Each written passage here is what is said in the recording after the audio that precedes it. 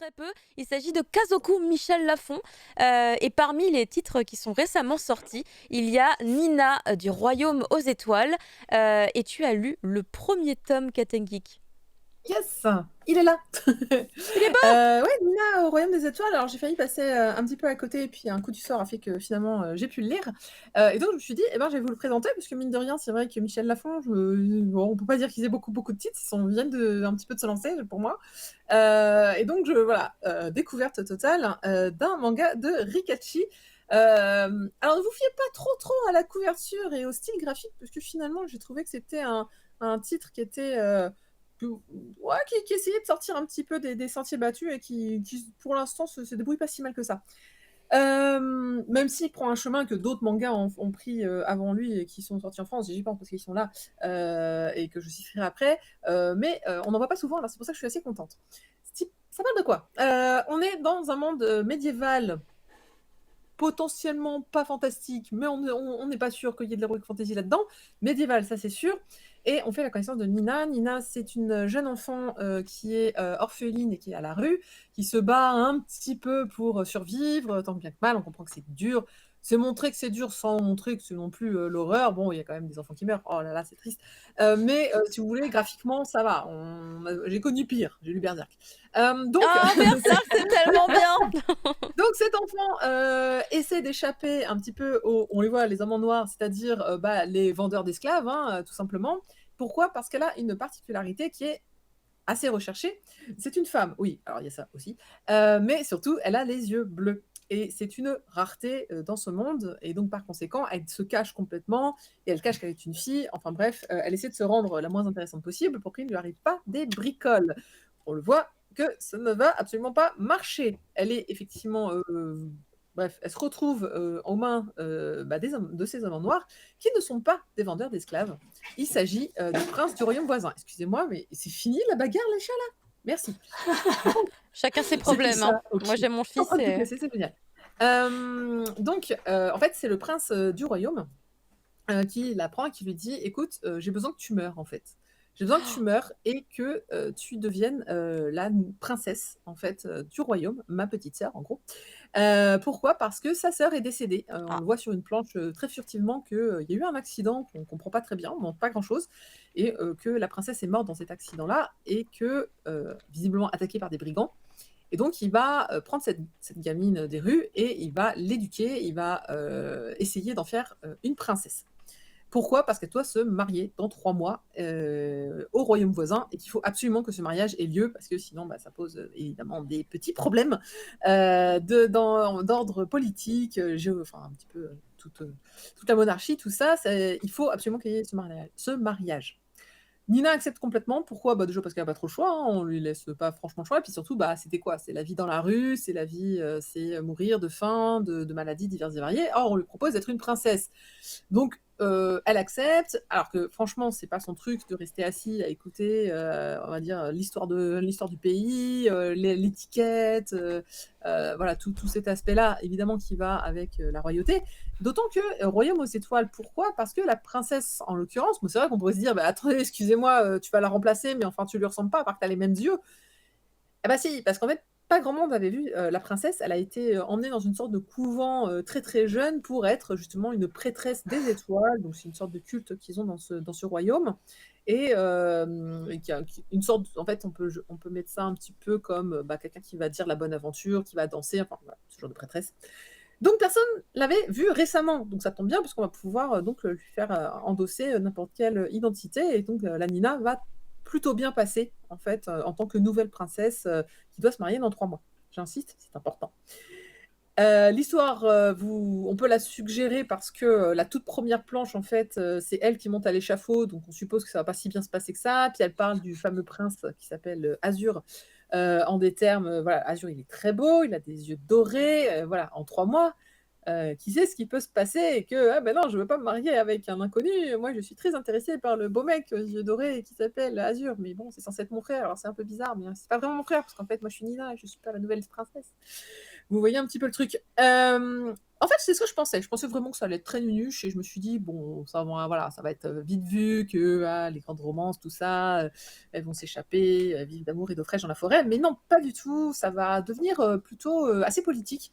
Sans rentrer non plus dans un truc hyper politique comme on peut l'avoir avec Cold Game, avec Arcane de l'Aube. Zut, j'étais en train d'y penser. Freya alors, un moins peu, non? Cold Game, plus Arcane de l'Aube, pour le coup. Ah, plus Freya du coup. Sauf que bon, bah, elle prend pas la place d'un mec mais d'une fille. Ouais, c'est ça. Mais oui, donc on voit par exemple les intrigues face à une belle-mère, on comprend que Azur aussi peut-être, est-ce qu'il est vraiment le prince? Mais c'est Ah quoi ses parents? Donc il y a des flashbacks qui arrivent. Donc il y a pas mal d'intrigues en fait qui se mettent en place dans la suite dans la suite en fait, du pourquoi elle doit absolument se marier, pourquoi il insiste, pourquoi la vraie princesse est décédée. Donc il y a tout un jeu politique qui arrive. Encore une fois, sans être, c'est pas Game of Thrones, hein, clairement, on n'est pas dans un truc aussi lugubre. On reste sur quelque chose de un peu plus léger, mais pas non intéressant en tout cas, moi je trouve. Graphiquement, c'est assez inégal. Il y a des moments où je trouve qu'il y a de la proposition, et puis après, on reste sur quelque chose assez simple selon moi. Pour autant, justement, pour aller dans ce genre-là qui n'est pas si courant de faire de la politique dans ces titres, j'ai trouvé que ça se laissait plutôt bien. Voilà, sans être extraordinaire. En tout cas, ce premier, il y a de quoi donner finalement un peu de la chance au produit, comme tu dirais. Et moi, en ayant lu ce premier tome, je me dis, ouais, ça va. Ça vaut beaucoup plus le coup que ce que je n'aurais cru. Ça va plus loin. Le mec est pas moche. Le personnage principal, moi je l'aime beaucoup parce que c'est évidemment une forte tête.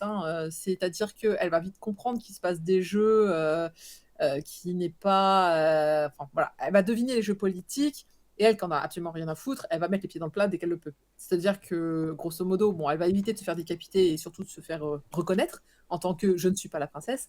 Mais pour autant, elle va pas se laisser marcher sur les pieds et elle va vite comprendre qu'en fait, la princesse, l'existence de la princesse gêne des gens. Normal, c'est pour ça qu'on l'a tué probablement. Mais donc du coup, elle va vraiment prendre ça un petit peu de sa hauteur de moi je viens des rues. Si vous essayez de m'emmerder, je vous mords. Et donc ça c'est bien les gens qui mordent les autres. Et il y a un autre personnage qui est assez intéressant, c'est le prince héritier qui est un petit garçon. Et ce petit garçon est juste adorable. Et en ce moment, on aime bien les petits garçons qui doivent devenir des rois. Je pense à un animé très connu d'ailleurs. Vivement le jeudi 17h30, pardon. Voilà, mais celui-là, il parle. Et c'est vrai qu'il a une petite sagesse. Et donc, du coup, il est un petit peu sympa parce que tout de suite, il va aimer la princesse. Parce que il dit, ouais, mais on est fait partie de la même famille. Tu verras, moi, quand je serai roi, je serai. Voilà. Donc, j'avais parlé de son futur. Les personnages qui parlent de leur futur, en général, ils finissent mal. C'est un enfant, donc j'espère que ça va pas lui arriver. La même chose qu'à l'enfant de l'intro qui meurt parce qu'il est pauvre. Voilà. Pardon. Ok, très bien. Voilà un petit peu pour donc Nina. Alors, j'aurais juste une seule critique. Vous allez voir, elle n'est pas très méchante. Et puis, c'est à destination donc de Michel Lafon. Ah, c'est le rose. Il va falloir me faire des couvertures plus jolies. Ah merde. Très déçu par la couverture. Non, l'illustration est jolie, mais voilà, la petite critique sera sur la fonte utilisée. Et puis alors, non, on fait plus ça en fait. Vous voyez le blanc là, enfin vous le voyez sur le machin. Ouais, l'espèce d'ombre blanche. Moi, je fais ça sur Photoshop et j'ai honte. Faut pas faire ça, messieurs dames. Et voilà, ici on pouvait éviter le rose. T'es en train de dire, on est en 2022, on ne fait plus ça. Voilà, c'est ça. Oui, on va travailler sur le côté là. Voilà, le nom de l'auteur Non, faut pas faire ça, mais voilà, s'il vous plaît. Alors, je connais super graphiste si vous cherchez des graphistes. Des gens. My bad pour la personne qui a fait ça. Je sais que tu as essayé de te faire de ton mieux, mais le rendu est quand même un petit peu faible. Et du coup, si vous voulez attirer des gens, c'est dommage parce que c'est la couverture qui vraiment marque. Surtout qu'elle est jolie, elle n'est pas inintéressante en tout cas. Très bien. Eh bien, je prends note aussi. Dont on attend la suite. Alors, il y a... Si c'est pas au niveau de Cold Game. Angélique, on a Angélique avec nous qui est celle qui a traduit évidemment du coup Nina du Royaume aux Étoiles, et elle nous dit le tome 1 pose un peu les bases et le tome 2 est beaucoup plus intéressant. Je suis d'ailleurs un peu déçue que les deux ne sortent pas en même temps car beaucoup vont s'arrêter au tome 1 sans chercher à lire la suite, mais l'histoire se développe de manière très intéressante et les personnages sont plus surprenants qu'on ne le croit. Merci. Voilà, là on est sur Est-ce qu'il y a de la violence? Mecha teasing. Mais Mais chat merci de teasing. confirmer ce que je pense, ce que tu pressens complètement dans le tome 1, c'est-à-dire que on va vraiment être sur des choses plus profondes et plus intéressantes et qu'il y a vraiment une vraie intrigue qui se met en place, qui commence tout juste dans le tome 1. En tout cas, merci beaucoup du coup, à toi Marcy et à toi Angélique, du coup à toutes les deux, pour les précisions sur Nina du Royaume aux Étoiles. Je sais pas quand sortira le tome 2 d'ailleurs, mais voilà, il est prévu, quoi qu'il arrive, bien entendu. Alors, il y a pas de... Il y a des robots? Non. D'accord, Non. putain, j'avais pas vu le nom. C'est les robots! Non. Voilà, ok, très bien. J'ai compris le rythme de la phrase. Merci Angélique. On va passer maintenant au shonen. Voilà, il y en avait un. Il y en avait un qui était prévu dans ce listing. Et c'est celui que peut-être vous attendez quand vous êtes fan de la licence My Hero Academia, puisqu'il s'agit de My Hero Academia Smash. Et Fumble qui nous avait...